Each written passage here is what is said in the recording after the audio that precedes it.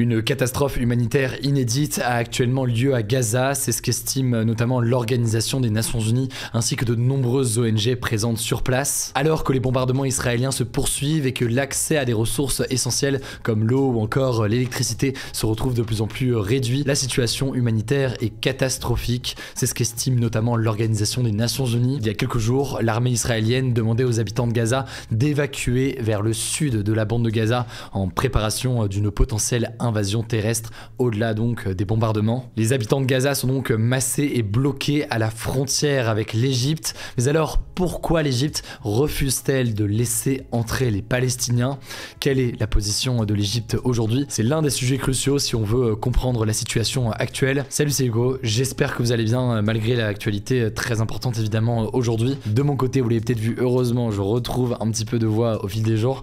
On est parti ensemble pour une nouvelle plongée dans l'actualité du jour en une dizaine de minutes. Et au passage, avant de commencer, je tiens à vous remercier pour votre confiance ces derniers jours, que ce soit sur YouTube ou alors en podcast audio. Merci pour votre confiance et votre retour sur ce travail-là et on va continuer évidemment à le faire dans les prochains jours. Alors, suite à l'attaque le 7 octobre par le Hamas, plus de 1400 personnes ont été tuées côté israélien et environ 3400 personnes ont été tuées dans les frappes israéliennes sur la bande de Gaza. Et sur ce bilan, on retrouve de très nombreux civils, notamment énormément d'enfants. Alors on va parler de l'Égypte dans quelques secondes, mais rapidement, mini rappel, la bande de Gaza, c'est donc ce territoire palestinien de plus de 2 millions d'habitants qui est situé au sud d'Israël et qui est contrôlé aujourd'hui par le Hamas. Depuis les massacres du Hamas en Israël, Gaza est régulièrement frappé par des bombardements israéliens. Par ailleurs, Israël a imposé, je le rappelle là aussi parce qu'on en a beaucoup parlé, un état de siège sur Gaza. Donc concrètement, l'eau, le gaz ou encore l'électricité sont coupés. Ça ne veut pas dire qu'il n'y a plus du tout de gaz ou d'électricité ou encore d'eau aujourd'hui. Simplement, il y en a de moins en moins, ça devient de plus en plus critique. D'ailleurs, ce lundi, le chef de l'Organisation mondiale de la santé a affirmé à l'AFP qu'il restait 24 heures d'eau, d'électricité et de carburant à Gaza. Nous sommes aujourd'hui mercredi. Alors, après les alertes de l'armée israélienne, des centaines de milliers de personnes ont migré vers le sud de Gaza où on manque là aussi de tout. Beaucoup font face à la frontière entre Gaza et l'Égypte, près du poste frontière de Rafah.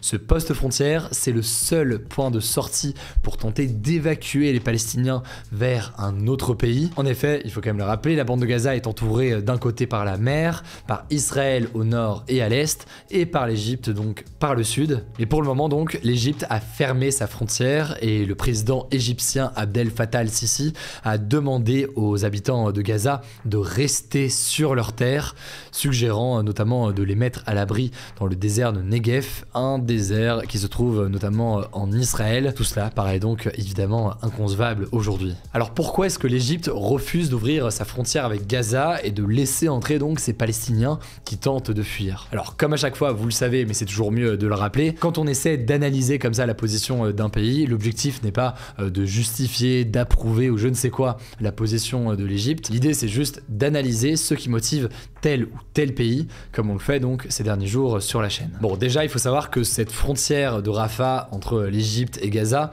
elle a été bombardée plusieurs fois par l'armée israélienne ces derniers jours. Très peu d'habitants de Gaza obtiennent l'autorisation de traverser cette frontière depuis des années. Les permis de sortie ils sont généralement distribués au compte-gouttes, c'est souvent pour des raisons médicales. Donc déjà pour le contexte, il faut savoir que ces derniers temps, cette frontière, elle a rarement été ouverte. Bon, mais en dehors de ça donc, il y a plusieurs raisons qui pousseraient l'Égypte à ne pas ouvrir sa frontière. Le premier élément, c'est une raison politique. L'Égypte, c'est le premier pays arabe à avoir reconnu l'existence de l'État d'Israël en 1979. Les deux pays entraînent donc des liens relativement forts, notamment d'un point de vue économique et sur le plan des renseignements. Là donc, on se retrouve dans une situation un peu de tension et de tiraillement géopolitique. Et il y a un peu des risques des deux côtés. En fait, l'un des risques pour l'Égypte, en ouvrant la frontière, c'est d'avoir une mauvaise réputation dans le monde arabo-musulman. En effet, par exemple, selon le spécialiste du Proche-Orient Fabrice Balanche, qui était interrogé par le journal Le Figaro, en accueillant massivement des habitants de Gaza, je cite, l'Égypte serait accusée d'avoir trahi la cause palestinienne. Et ça paraît assez étonnant dit comme ça, parce qu'on parle de familles qui fuient des bombardements. Mais certains estiment que en quittant massivement la bande de Gaza, la probabilité de retourner plus tard s'y installer est très faible.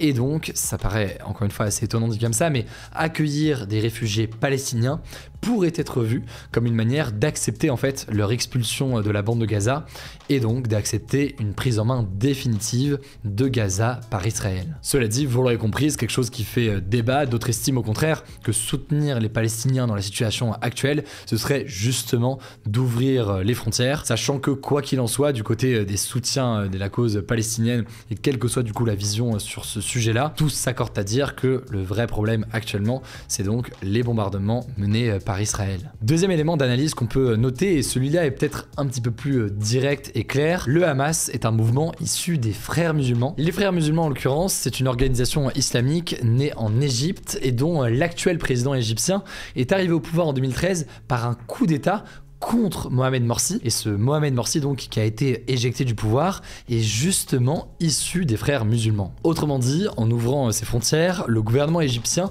craint donc l'importation de combattants du Hamas, des combattants du Hamas qui viendraient grossir les rangs du camp des frères musulmans ou des islamistes sur son territoire, plus proche donc de ses opposants. Par ailleurs, troisième chose, en ouvrant leurs frontières, les dirigeants égyptiens redoutent l'arrivée massive et difficilement contrôlable de réfugiés palestiniens qui fuient la guerre. Et ce qui inquiéterait particulièrement selon certains le gouvernement égyptien, ce n'est pas les très nombreuses familles, les très nombreux civils qui tentent simplement de fuir les combats, mais ce serait surtout l'arrivée de certains combattants du Hamas, donc on vient d'ailleurs de le dire. Et plus précisément là-dessus, ces combattants du Hamas pourraient se diriger dans le Sinaï, une péninsule montagneuse et désertique d'Égypte qui n'est pas sécurisée aujourd'hui. Bon, et au-delà de cet aspect sécuritaire, il y a un troisième élément, c'est un argument économique. En effet, accueillir des réfugiés palestiniens constituerait un coût important, évidemment pour l'Égypte au vu de la situation, et c'est un pays qui est déjà bien très fragile économiquement. Alors, même si pour le moment le poste frontière de Rafah est fermé,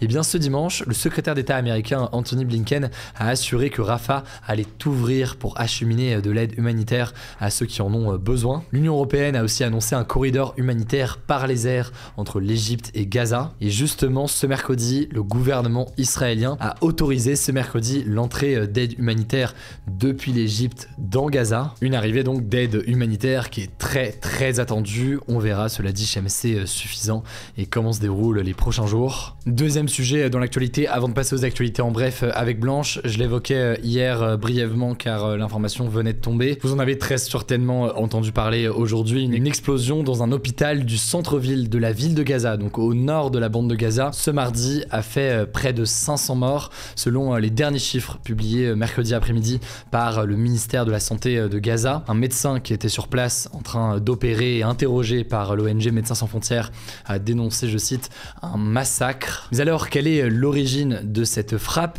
Évidemment, les regards se sont tournés très rapidement vers Israël. En effet, Israël a mené des frappes massives sur Gaza ces derniers jours et avait aussi frappé un peu plus tôt dans la journée, ce mardi donc, une école où s'étaient réfugiées de nombreuses personnes, faisant 4 morts selon l'ONU. Alors le Hamas a immédiatement affirmé que l'armée israélienne avait mené un raid sur cet hôpital. Par ailleurs, selon le Djihad islamique, donc une autre organisation palestinienne, Israël avait demandé à ce que l'hôpital soit évacué peu de temps avant cette frappe. Mais de son côté, vous l'avez peut-être lu aujourd'hui, l'armée israélienne assure que la frappe provenait du Djihad islamique, donc cet autre groupe palestinien. Selon Israël, le Djihad islamique aurait voulu viser Israël, mais un échec de tir aurait fait atterrir, selon eux donc, cette frappe et ce missile sur l'hôpital. Dans la journée ce mercredi, l'armée israélienne a diffusé des preuves, selon elle, de la responsabilité du Djihad islamique, notamment des conversations entre dirigeants du Hamas,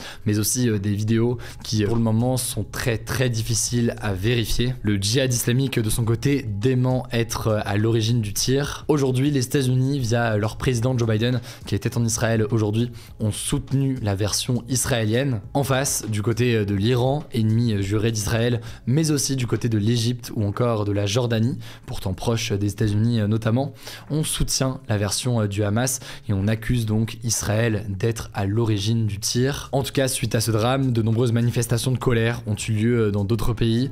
On peut penser à la Tunisie, au Liban, en Jordanie ou encore en Iran. Des manifestations en soutien au peuple palestinien. Les condamnations internationales ont également été nombreuses. Le chef de l'Organisation des Nations Unies, Antonio Guterres, s'est dit, je cite, horrifié, estimant que les attaques terroristes du Hamas qui se sont déroulées il y a bientôt 2 semaines ne peuvent, je cite, justifier la punition collective des Palestiniens. De son côté, le président français Emmanuel Macron a écrit sur Twitter, je cite, rien ne peut justifier de prendre des civils pour cible sans pour autant pointer du doigt du côté du président français un responsable. Alors je ne vais pas rentrer dans le détail aujourd'hui de chacun des éléments qu'on a pu voir sur les réseaux sociaux depuis hier soir. Parmi ces éléments, il y a certains éléments qui sont véridiques et factuels, d'autres éléments où il y a un doute et d'autres éléments où on le sait, c'est des fausses informations. On en reparlera évidemment dans les prochains jours, mais ce qui est sûr, c'est qu'en parallèle de cette frappe à l'hôpital, eh bien les bombardements se poursuivent. Par ailleurs, l'accès aux ressources nécessaires pour survivre est de plus en plus faible en ce moment à Gaza pour les habitants. La situation est donc critique, on va continuer à suivre évidemment tout cela. Je laisse la parole à Blanche pour les actualités en bref et je reviens juste après. Merci Hugo et bonjour à tous. On commence avec cette actu. L'auteur de l'attaque au couteau d'Arras a été mis en examen ce mardi pour assassinat et tentative d'assassinat en relation avec une entreprise terroriste. Il est désormais en détention provisoire, ce qui veut dire qu'il est emprisonné dans l'attente de son procès. Son frère de 16 ans et son cousin de 15 ans ont eux aussi été mis en examen,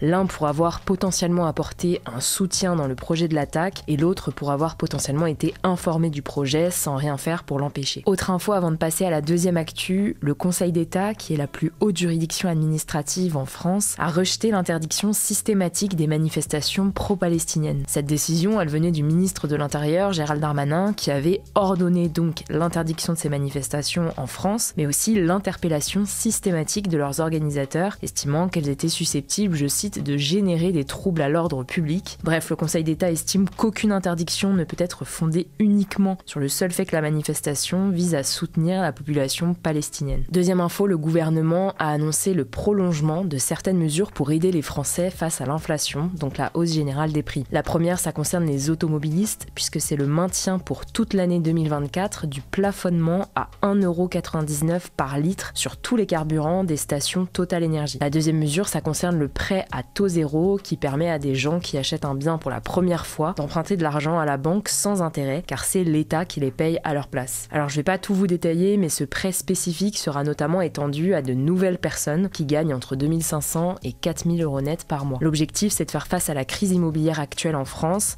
Si vous ne savez pas de quoi je parle, je vous renvoie vers nos actus du jour d'il y a quelques semaines sur le sujet. Troisième actu, 2822 enfants sont actuellement à la rue en France, dont 700 ont entre 0 et 3 ans, selon une tribune de plusieurs élus et associations, dont l'UNICEF et la Fondation Abbé Pierre. Ce nombre est en hausse de 42% par rapport au mois précédent et l'UNICEF estime même qu'il est sous-estimé. Les associations et les parlementaires réclament donc l'augmentation du nombre de places d'hébergement d'urgence, mais également des mesures pour permettre d'accéder à ce qu'ils appellent un logement durable. Quatrième actu, des centaines de travailleurs sans papier en Île-de-France étaient en grève ce mardi pour réclamer leur régularisation, donc le fait d'obtenir des papiers. Ils sont environ 500, principalement originaires d'Afrique, et ils travaillent dans le bâtiment, la logistique, le nettoyage ou encore la distribution. Beaucoup travaillent d'ailleurs sur les chantiers des Jeux Olympiques de Paris 2024. Concrètement, ils sont embauchés comme intérimaires pour des sous-traitants au bénéfice de grandes entreprises comme Veolia, Chronopost ou encore Carrefour. Chaque année, 7000 à 10 000 travailleurs sont régularisés, mais ce chiffre est insuffisant selon le syndicat de la CGT, qui rappelle que les travailleurs immigrés avec ou sans papier représentent 40 à 62% des travailleurs des branches de l'aide à domicile, du BTP, de la sécurité, de l'hôtellerie-restauration, du nettoyage et de l'agroalimentaire. Cinquième actu, la compagnie aérienne Air France a annoncé ce mercredi qu'à partir de 2026, elle n'aurait plus de vols reliant l'aéroport de Paris-Orly aux villes de Marseille, Toulouse et Nice. La raison, c'est qu'il n'y a pas assez de trafic sur les vols à l'intérieur du pays. Alors attention, ça ne veut pas dire que ces liaisons seront totalement supprimées en 2026, puisque c'est Transavia, la filiale low cost d'Air France, qui prendra le relais. Et d'ailleurs, les vols Air France pour ces destinations seront toujours possibles depuis l'aéroport de Roissy-Charles de Gaulle. On termine avec cette actu. Le réseau social X, anciennement Twitter, a annoncé ce mardi qu'il avait commencé à faire payer les nouveaux utilisateurs de la plateforme en Nouvelle-Zélande et aux Philippines. Alors pour le moment, cette nouveauté ne concerne que 2 pays, mais concrètement, les nouveaux utilisateurs doivent payer un peu moins d'$1 par an pour accéder à des fonctionnalités de base comme réagir ou publier des messages sur la plateforme.